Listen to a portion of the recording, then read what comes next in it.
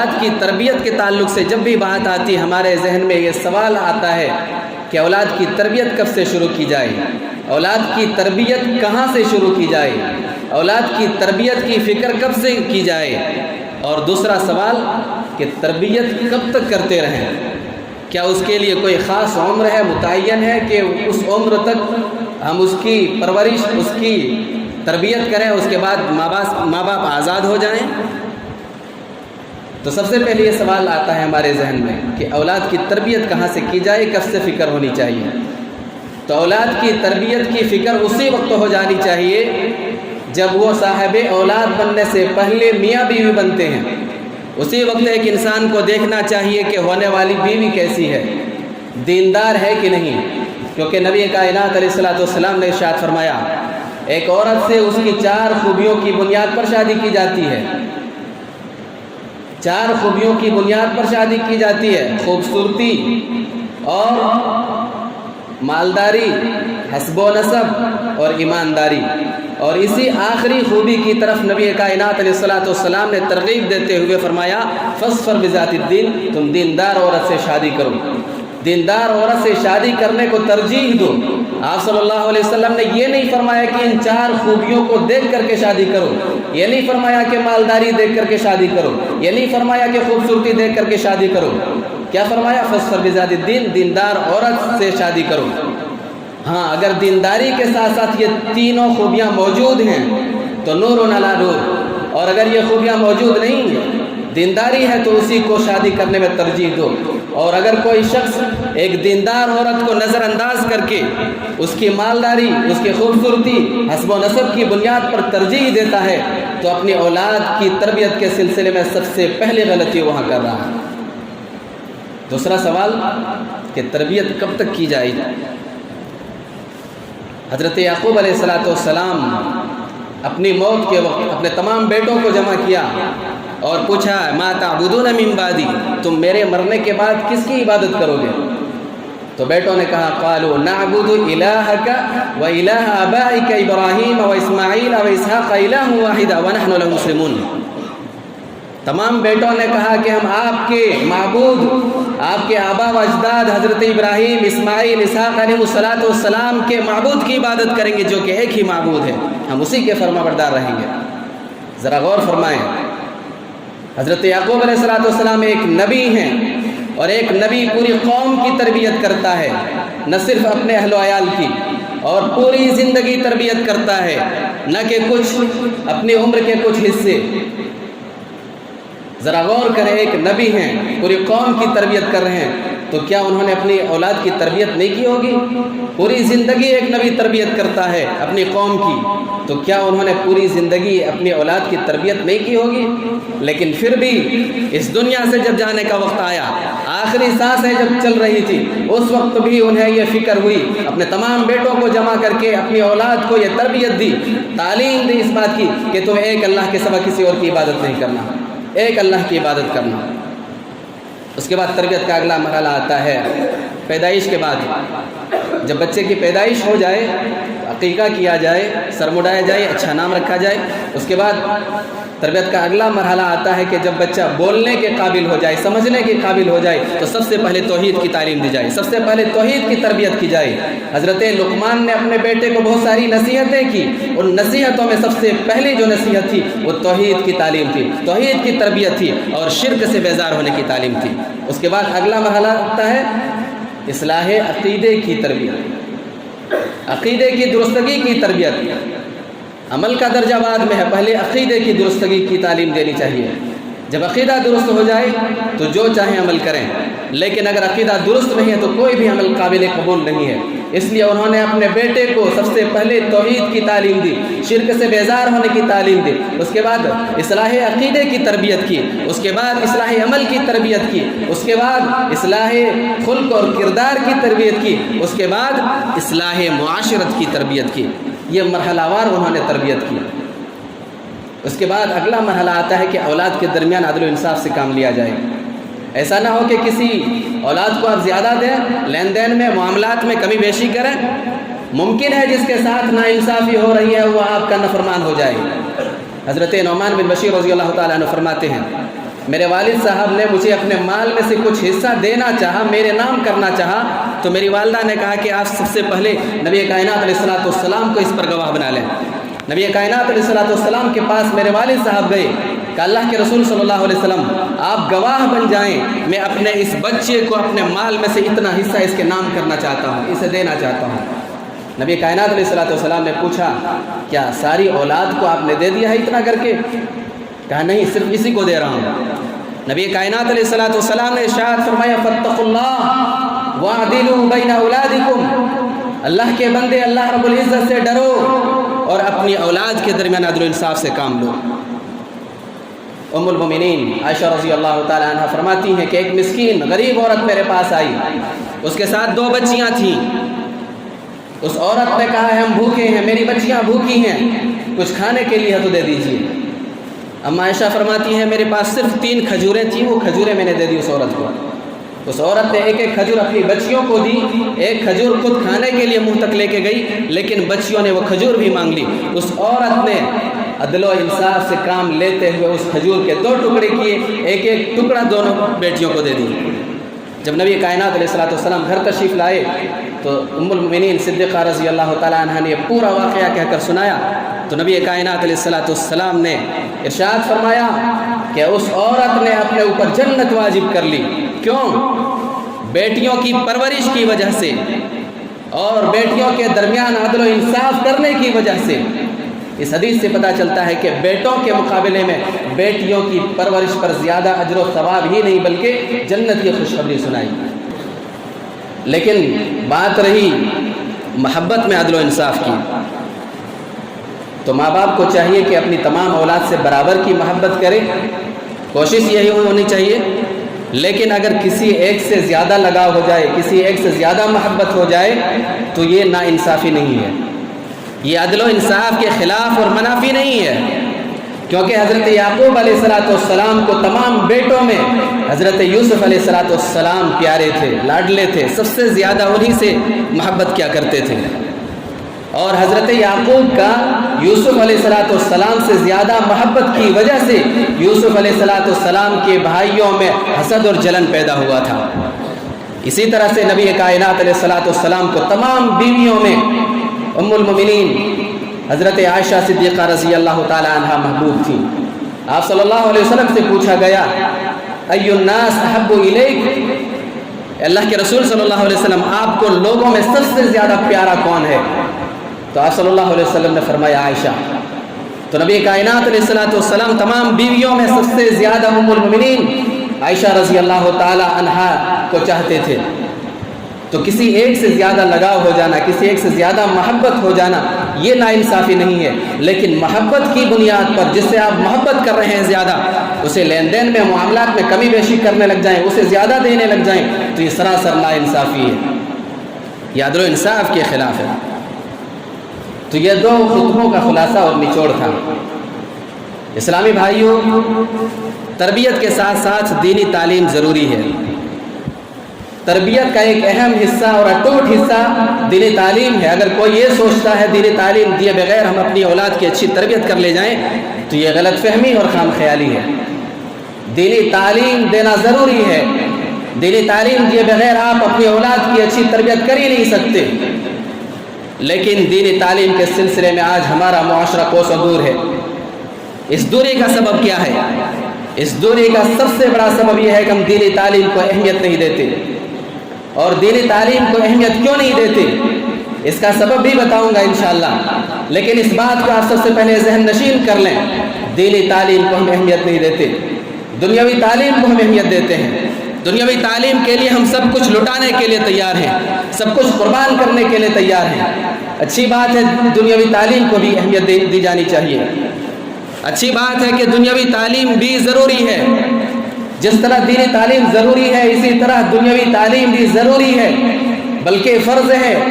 آج ہمارے معاشرے میں اچھے مسلم ڈاکٹر نہیں ملتے، انجینئر نہیں ملتے، لائر نہیں ملتے، سائنسداں نہیں ملتے، اچھے وکیل نہیں ملتے، اور ہمارے پاس اپنے وکیل نہ ہونے کی وجہ سے ہائی کورٹ اور سپریم کورٹ میں اپنا قضیہ اور فیصلہ ہار جاتے ہیں۔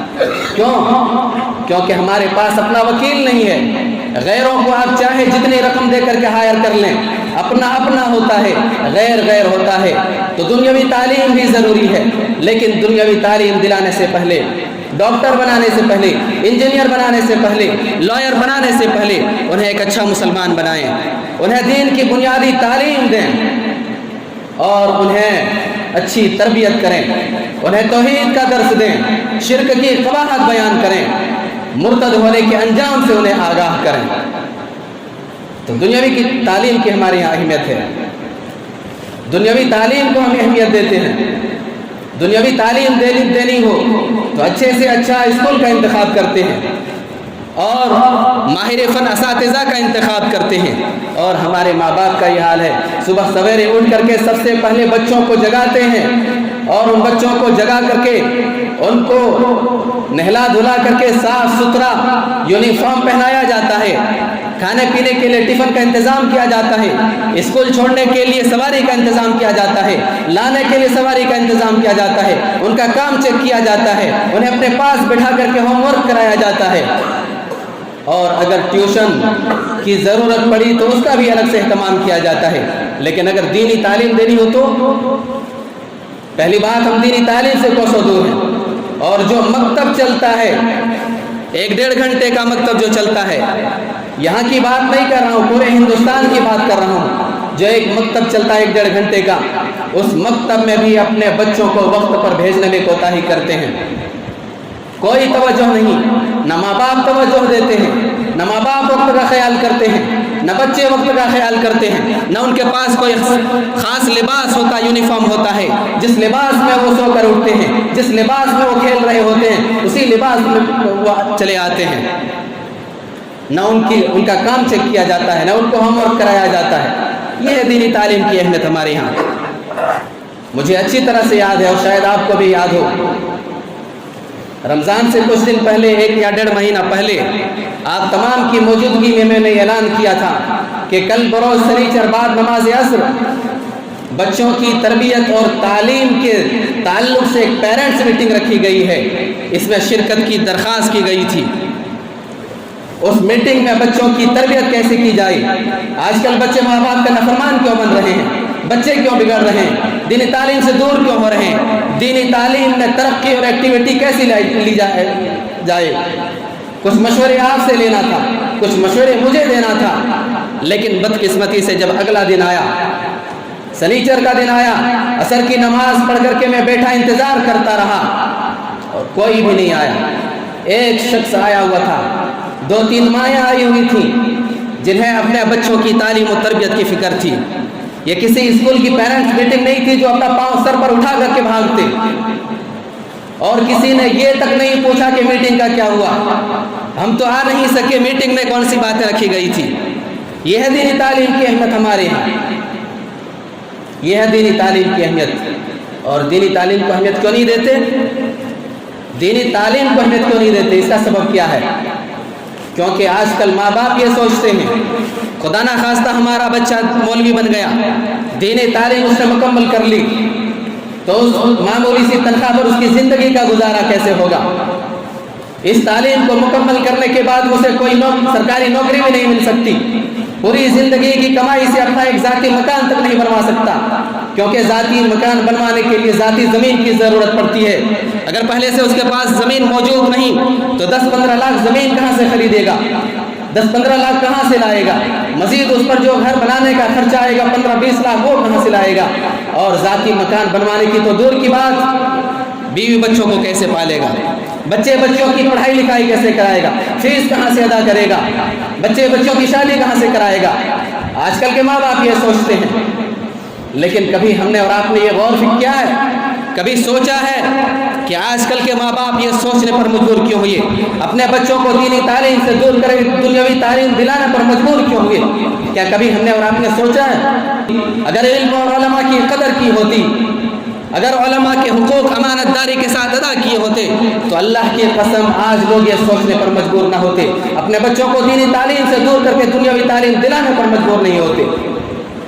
میرے کئی ساتھیوں نے اسی سوچ کی بنیاد پر اس دین تعلیم کو الوداع کر کے کالج اور یونیورسٹیوں کا رخ کیا، کچھ ساتھیوں نے تو خود ہی چھوڑ دی، کچھ کو ان کے والدین نے اسی سوچ کی بنیاد پر چھڑا دیا۔ اس سوچ میں کہیں نہ کہیں سچائی ہے، میں نہیں کہتا ہوں کہ 100% صحیح ہے، لیکن کچھ نہ کچھ سچائی ہے، کیونکہ میں نے اس کا مشاہدہ کیا ہے۔ ابھی 4-5 مہینے پہلے کی بات ہے، اسی سرزمین کرناٹک کے ایک عالم دین جو کہ جامعہ محمدیہ رائے درگ سے ان کی فراغت ہے، اسی مسجد میں چندے کے لیے آئے ہوئے تھے۔ اور میں آپ کو بتا دوں، وہ کسی مسجد یا مدرسے کے چندے کے لیے نہیں آئے ہوئے تھے، بلکہ ذاتی چندے کے لیے آئے ہوئے تھے۔ مجھے حیرت ہوئی، حیرت کی نگاہ سے میں ان کی طرف دیکھا۔ انہوں نے کہا شیخ، حیرت کی نگاہ سے دیکھ کر کے میری شرمندگی میں اضافہ نہ کریں۔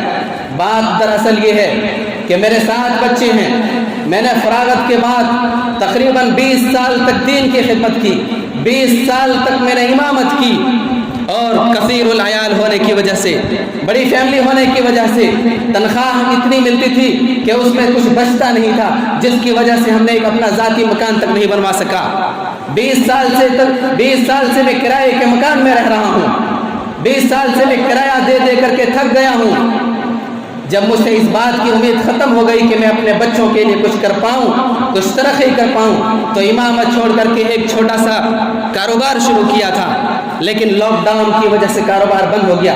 فاقہ کشی کی نوبت آ گئی، بھوک مری کی نوبت آ گئی، اور میں اپنے عزت نفس کو کچل کر، اور مزید یہ کہ میرا ایک بچہ بیمار ہے، اس کے علاج کے لیے پیسے نہیں، اور جس کی وجہ سے میں اپنے عزت نفس کو کچل کر خودداری کو بالائے طاق رکھ کر کے نکل گیا ہوں۔ انسان اتنا خوددار ہوتا ہے کہ خود کو اگر تکلیف ہو، بھوک پیاس لگے، کئی روز وہ برداشت کر سکتا ہے، کسی کے سامنے ہاتھ نہیں پھیلا سکتا، لیکن جب بیوی بچوں کی بات آ جائے، اولاد کی بات آ جائے، تو انسان تڑپ جاتا ہے۔ تڑپتی ہوئی اولاد کو انسان دیکھ نہیں سکتا، چاہے بھوک سے تڑپے یا بیماری سے تڑپے، بھیک مانگنے پر بھی راضی ہو جاتا ہے۔ یہ دکھڑا سن کر کے میں نے کہا کہ جمعے کے دن آئے، شاید کوئی مدد ہو جائے۔ انہوں نے حامی بھری اور چلے گئے، لیکن دوبارہ انہوں نے آنے کی زحمت نہیں کی۔ مجھے لگتا ہے ان کے عزت نفس انہیں ملامت کیا ہوگا، ان کی خودداری انہیں روک لیا ہوگا آنے سے۔ یہ ہے اس امت کے علماء کا حال، یہ ہے اس امت کے رہنما اور رہبروں اور پیشواؤں کا حال، یہ ہے وارثین انبیاء کا حال۔ کیا کل قیامت کے دن رب الجلال والاکرام ہم سے اور آپ سے نہیں پوچھے گا؟ ہم نہیں پوچھے جائیں گے؟ آپ کو کیا لگتا ہے کہ وہ علماء کے اکرام جنہوں نے دینی تعلیم حاصل کی اور دینی تعلیم حاصل کر کے اس دین کی دنوں رات نشر و اشاعت اور دعوت تبلیغ میں مشغول ہیں، کیا ان کے سامنے دنیا حاصل کرنے کے سارے راستے موجود نہیں تھے؟ کیا وہ ڈاکٹر انجینئر نہیں بن سکتے تھے؟ کیا وہ لائر نہیں بن سکتے تھے؟ کیا وہ شخص جو 2-2.5 سال کے قلیل عرصے میں حافظ قرآن بن سکتا ہے، سورہ فاتحہ سے لے کر کے سورہ ناس تک ایک ایک آیت اور ایک ایک حرف اپنے سینے میں محفوظ کر سکتا ہے، کیا وہ فزکس اور کیمسٹری کی تعلیم حاصل نہیں کر سکتا؟ کیا وہ علماء اکرام بزنس مین نہیں بن سکتے تھے؟ کیا وہ ٹھیکیدار نہیں بن سکتے تھے؟ کیا دنیا حاصل کرنے کے سارے راستے موجود نہیں تھے؟ کیا ان کے ذہنوں میں یہ خیال نہیں آتا ہوگا کہ ہم اپنے بیوی بچوں کو کیسے پالیں گے؟ ان کے ذہنوں میں خیال نہیں آتا ہوگا کہ اپنے بچوں کی شادی کہاں سے کرائیں گے، جس طرح سے آج کل کے ماں باپ سوچتے ہیں؟ کیا یہ خیالات نہیں آتے ہوں گے؟ لیکن اس کے باوجود سارے خیالات کو ایک طرف کر کے، دنیا حاصل کرنے کے سارے راستوں کو ٹھوکر مار کر کے، ایک مشکل ترین راستہ اختیار کر کے اس امت پر کتنا بڑا احسان کیا ہے، کتنی بڑی قربانی دی ہے۔ اور میں کہتا ہوں یہ قربانی انہوں نے نہیں دی، یہ قربانی اللہ رب العزت نے انہیں توفیق دی پیش کرنے کی۔ اللہ کی توفیق کے بغیر کوئی چیز ممکن نہیں۔ اللہ ان سے اپنے دین کی خدمت لینا چاہتا تھا۔ من یرد اللہ بخیرا یفقہہ فی الدین، اللہ رب العزت جس کے ساتھ بھلائی کا ارادہ رکھتا ہے اسے اپنے دین کی سمجھ اور فہم اور بصیرت عطا کر کے اس سے اپنے دین کی نشر و اشاعت کا کام لے لیتا ہے۔ دینی ملت اسلامی بھائیوں، 2 رمضان ہمارے لاک ڈاؤن میں گزرے۔ لاک ڈاؤن کی وجہ سے ہماری مسجدیں بند تھیں، تراویح کے لیے ہم نہیں آ سکتے تھے۔ ایسے موقع پر ہم میں سے ہر ایک نے حافظ قرآن کی ضرورت محسوس کی ہوگی کہ کاش ہمارے پاس حافظ قرآن ہوتا تو نماز تراویح جیسی عظیم عبادت کو اپنے گھر والوں کو لے کر کے جماعت کے ساتھ ادا کرتا۔ ان کی خواہش کے مطابق بہت سارے لوگوں کو حافظ قرآن ملا ہوگا، انہوں نے نماز تراویح ادا کی ہوگی جماعت سے، لیکن وہیں پہ بہت سارے لوگوں کو حافظ قرآن نہ ملنے کی وجہ سے خود ہی نماز تراویح پڑھنی پڑی ہوگی۔ اب نہ جانے انہیں قرآن کی کتنی صورتیں یاد رہی ہوگی، نہ جانے ان صورتوں میں کتنی غلطیاں رہی ہوگی، اور وہیں پہ بہت سارے لوگ ایسے بھی ہوں گے جنہیں حافظ قرآن نہ ملنے کی وجہ سے اور خود کو بھی قرآن کی صورتیں یاد نہ ہونے کی وجہ سے اتنی بڑی عظیم عبادت سے وہ محروم رہے ہوں گے اور نماز تراویح کو بھی ترک کر دیا ہوگا۔ ایسے مشکل حالات سے گزرنے کے باوجود بھی کیا کبھی ہمارے دلوں میں یہ خیال آیا ہے کہ ہم اپنے بچوں کو حافظ قرآن اور عالم دین بنائیں گے؟ کیا کبھی آپ نے یہ سوچا، آپ کے دل میں یہ کھٹکا بھی پیدا ہوا کہ اگر آئندہ اسی سچویشن کا ہمیں سامنا کرنا پڑ جائے تو ہم کسی دوسرے کا محتاج نہیں ہوں گے، بلکہ ہمارا بچہ آگے بڑھ کر کے ہمیں امامت کرائے گا؟ کبھی آپ نے سوچا ہے؟ کبھی آپ کے ذہنوں میں یہ سوال کھٹکا ہے؟ اسلامی بھائیوں، سچر کمیٹی کی رپورٹ کے مطابق صرف 2% مسلم بچے ایسے ہیں جو دینی تعلیم حاصل کر رہے ہیں۔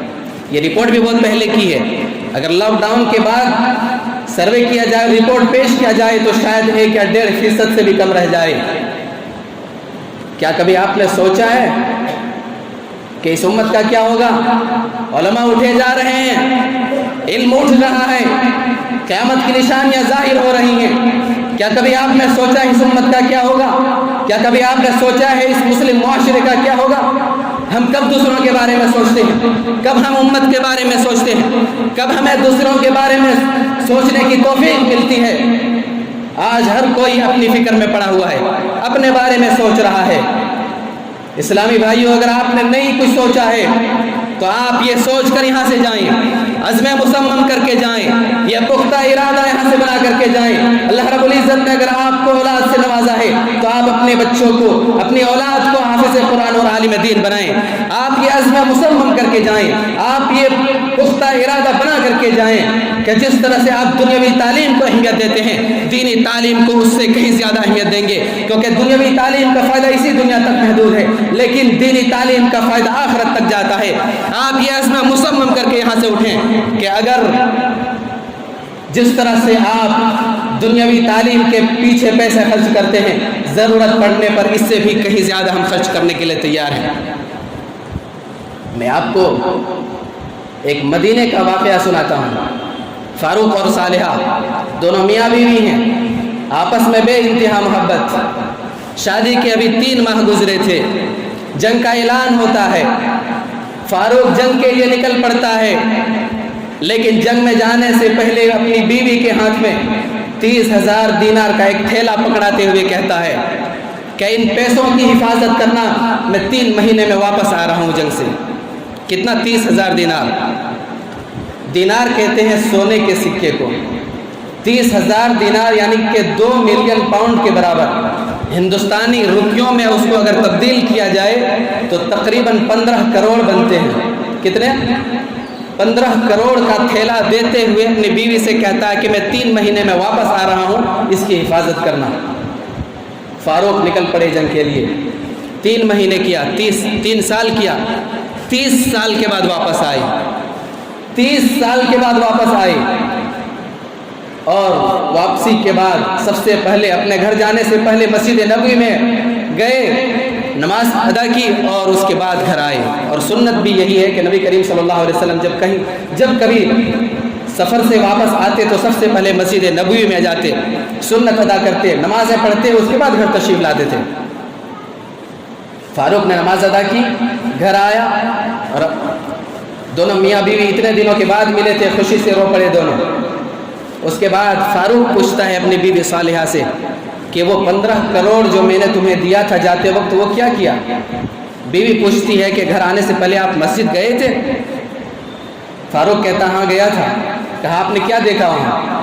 کہا علماء کی جماعت دیکھا، مجھے خوشی ہوئی کہ اتنے بڑے بڑے علماء اکرام ہمارے شہر میں موجود ہیں، ہمیں فخر محسوس ہوتا ہے۔ پھر بیوی پوچھتی ہے کہ ان عالموں میں سب سے اچھی عالم کون لگے آپ کو؟ پھر فاروق کہتا ہے شیخ عبد الرحمن، ایک نوجوان عالم، انہی کا درس چل رہا تھا، میں نے کچھ دیر ان کا درس سنا، میں ان کے درس سے کافی متاثر ہوا، بڑے اچھے عالم ہیں، نوجوان عالم ہیں۔ پائے کے عالم ہیں۔ بیوی پوچھتی ہے کہ شیخ عبد الرحمن کی طرح اللہ رب العزت آپ کو علم سے نواز دے تو اس علم کو حاصل کرنے کے لیے آپ کتنا خرچ کرنے کے لیے تیار ہیں؟ کہا ہے کہ یہ 15 کروڑ سب خرچ کرنے کے لیے تیار ہیں۔ پھر بیوی پوچھتی ہے اگر اللہ رب العزت نے آپ کو لڑکے سے نوازا، اس لڑکے کو شیخ عبد الرحمن کی طرح عالم دین بنانے کے لیے کتنا خرچ کرنے کے لیے تیار ہے؟ فاروق کہتا ہے یہ 15 کروڑ کچھ بھی نہیں ہے، 15 کروڑ کچھ بھی نہیں ہے، اس سے بھی زیادہ میں خرچ کرنے کے لیے تیار ہوں۔ بیوی کہتی ہے کہ وہ شیخ عبد الرحمن جس کے درس سے آپ متاثر ہوئے، جس کا درس ابھی مسجد نبوی میں چل رہا تھا، وہ شیخ عبد الرحمن آپ ہی کا بیٹا ہے۔ آپ کے یہاں سے جانے کے کچھ مہینے کے بعد اللہ رب العزت مجھے ایک لڑکے سے نوازا تھا، اور اس لڑکے کی تعلیم اور تربیت اور اسے عالم دین بنانے کے لیے میں نے یہ 15 کروڑ سارا کا سارا خرچ کر دیا ہے۔ آج کے زمانے میں کوئی جو اپنے بچے کو، اپنے لڑکے کو عالم دین بنانے کے لیے 15 کروڑ خرچ کرنے کے لیے تیار ہے کوئی؟ ہاں، دنیاوی تعلیم کے لیے کوئی مسئلہ نہیں، ڈاکٹر انجینئر بنانے کے لیے کوئی مسئلہ نہیں ہے، لاکھوں کروڑ ہم لٹانے کے لیے تیار ہیں، زمین جائیداد بیچ دینے کے لیے تیار ہیں، اپنا مکان تک بیچ دینے کے لیے تیار ہیں، لیکن اگر دینی تعلیم دلانی ہو تو سب سے کم تنخواہ پر راضی ہو جانے والا مولوی ہم ڈھونڈتے ہیں، سب سے کم تنخواہ پر راضی ہو جانے والا استاذ ہم ڈھونڈتے ہیں۔ دنیاوی تعلیم کے لیے لاکھوں کروڑوں خرچ کرنے کے لیے تیار، لیکن جب دینی تعلیم کی بات آ جائے تو ہم اپنی مٹھیاں بند کر لیتے ہیں، ہماری جیبیں سکڑ جاتی ہے، ہماری یہ سوچ بن چکی ہے کہ یہ تو دین کا کام ہے، اس میں پیسے کہاں لگتے ہیں۔ اور دینی تعلیم کی اہمیت اس لیے بھی نہیں ہے ہمارے یہاں کیونکہ یہ ہمیں فری میں مل رہی ہے، یوں ہی مل رہی ہے۔ جو چیز مفت میں مل جائے، جو چیز بغیر محنت و مشقت کے مل جائے، اس چیز کی کوئی قدر نہیں ہوتی ہے۔ دنیاوی تعلیم کے پیچھے ہم کافی محنت کرتے ہیں، کافی پیسے خرچ کرتے ہیں، تو دینی تعلیم دلانے کے لیے جو سب سے کم تنخواہ پر راضی ہو جانے والا استاذ ڈھونڈتے ہیں، یہ سوچے بغیر، یہ دیکھے بغیر کہ اس کے پاس لیاقت کیا ہے، اس کے پاس صلاحیت کیا ہے، اس کے پاس ڈگری کیا ہے، یہ سوچے بغیر کہ اگر جس سستے مولوی کے حوالے ہم اپنے بچے کو کر رہے ہیں، کہیں ہمارے بچوں کے مستقبل سے کھلواڑ تو نہیں کر رہے ہیں، کچھ نہیں سوچتے۔ ہم بڑے خوش ہو جاتے ہیں کہ مولوی صاحب بڑے اچھے ہیں، کوئی ڈیمانڈ نہیں، حوالے کر دو حوالے۔ دینی ملت اسلامی بھائیوں، آج مسلم قوم کی بیٹیاں جو غیر مسلم لڑکوں سے شادی کر کے بھاگ رہی ہیں، مرتد ہو رہی ہیں، اس کی کیا وجہ ہے؟ اس کا سبب کیا ہے؟ اس کی سب سے بڑی وجہ یہ ہے کہ انہیں اچھی تربیت نہیں ملی، انہیں دینی تعلیم سے دور رکھا گیا۔ ٹائمز آف انڈیا کی سروے رپورٹ کے مطابق گزشتہ 3 سالوں میں 40,000 سے زائد مسلم لڑکیوں نے غیر مسلم لڑکوں سے شادی کر کے مرتد ہوئی۔ کیا وجہ ہے؟ ذمہ دار کون ہے؟ 40,000، یہیں پہ 40,000 سے زائد، اور اس پر دن بدن اضافہ ہوتا جا رہا ہے۔ ذمہ دار کون ہے؟ وجہ کیا ہے؟ وجہ یہ ہے کہ انہیں اچھی تربیت نہیں ملی، دینی تعلیم سے انہیں دور رکھا گیا۔ ذمہ دار تو سب سے پہلے اس کے ماں باپ ہیں جنہوں نے اچھی تربیت کا اہتمام نہیں کیا، دینی تعلیم نہیں دی۔ اگر انہیں دینی تعلیم ملی ہوتی، انہیں رب کے بارے میں بتایا ہوتا، انہیں اپنے رب کو پہچانا ہوتا، توحید کی اہمیت انہیں معلوم ہوتی، شرک کی قباحت انہیں معلوم ہوتی، مرتد ہونے کا انجام انہیں معلوم ہوتا، تو اپنے رب کو چھوڑ کر کے، اپنے دین اسلام کو چھوڑ کر کے، وہ غیروں سے بھاگ کر کے شادیاں کر کے مرتد نہ ہوتی، غیر اللہ کے سامنے جھکنے پر مجبور نہ ہوتی۔ سب سے پہلے اس کے ماں باپ ذمہ دار ہیں، اور کہیں نہ کہیں ہم اور آپ بھی ہیں، رب ذوالجلال والاکرام سے دعا کرتے ہیں، رب ذوالجلال والاکرام تو ہمیں اپنی اولاد کی اچھی تربیت کرنے، انہیں دینی تعلیم سے آراستہ کرنے کی توفیق عطا فرما۔ اے رب ذوالجلال والاکرام تو ہمیں علم اور علماء کی قدر کرنے کی توفیق عطا فرما۔ رب ذوالجلال والاکرام تو ہمیں علم حاصل کرنے کا شوق اور جذبہ پیدا کر دے۔ رب ذوالجلال والاکرام ہم میں سے جو پریشان حال ہیں ان کی پریشانیوں کو دور فرما دے۔ رب ذوالجلال والاکرام جو بیمار ہیں ان کو شفائے کاملہ عطا فرما. رب ذوالجلال والاکرام جو اس دنیا سے گزر چکے ہیں رب ذوالجلال والاکرام ان کی قبروں کو نور سے بھر دے, ان کے گناہوں سے درگزر فرما اور ان کی قبروں کو نور سے بھر دے اور انہیں کروٹ کروٹ جنت نصیب فرما. رب ذوالجلال والاکرام تو تمام عالم اسلام کے مسلمانوں کی جان و مال کی حفاظت فرما. آمین. تقبل رب العالمین وآخر دعوانا الحمدللہ رب العالمین.